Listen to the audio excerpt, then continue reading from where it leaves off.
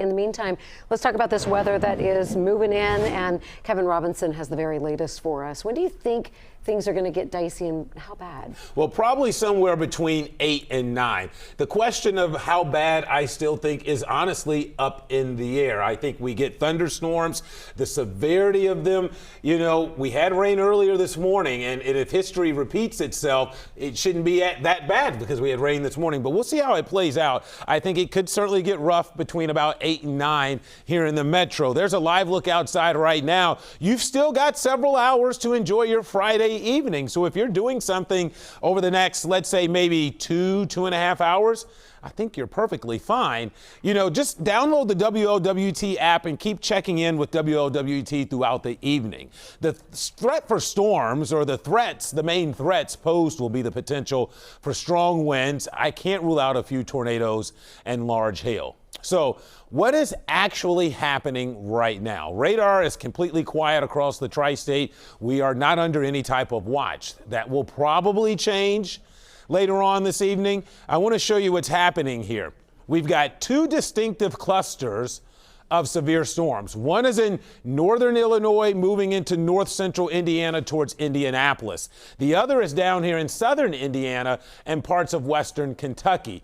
Both have had a history of producing tornadoes. In fact, significant tornado earlier this afternoon, about 4 or 5 in the St. Louis area. In fact, those are the storms now that are moving their way into central Indiana, and to some extent will likely continue to take aim at the tri-state later on this evening. They're about 130 miles away. That would bring the storms in here somewhere between about the 8 and 9 o'clock hour.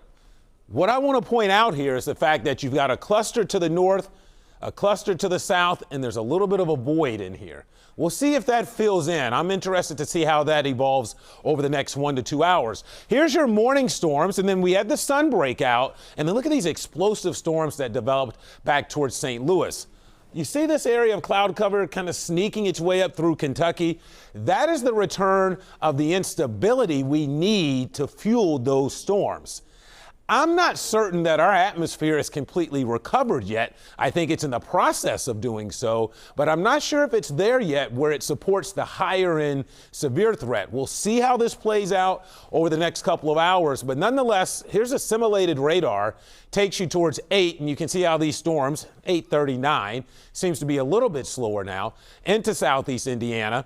Somewhere between 9 and 10, we could have a line of storms with damaging winds moving through the metro, potential tornadoes as well. There's 10:30, take you to 11:30, and then all of this is out of here by midnight, and you'll wake up on Saturday to mostly sunny skies and quieter weather. So right now we're at 79 degrees. Okay, now this is more interesting because the dew point was stuck at about 63.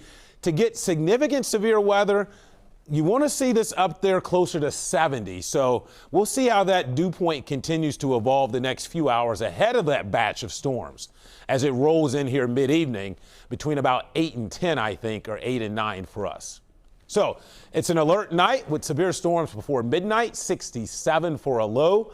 Pleasant tomorrow, 72.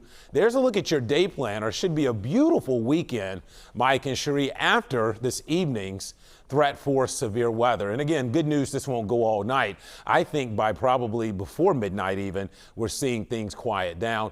But of course, the active weather here the next couple of hours, kind of quiet the next 1 to 2 hours, somewhere between 8 to 10, I think things get a little busy. All right.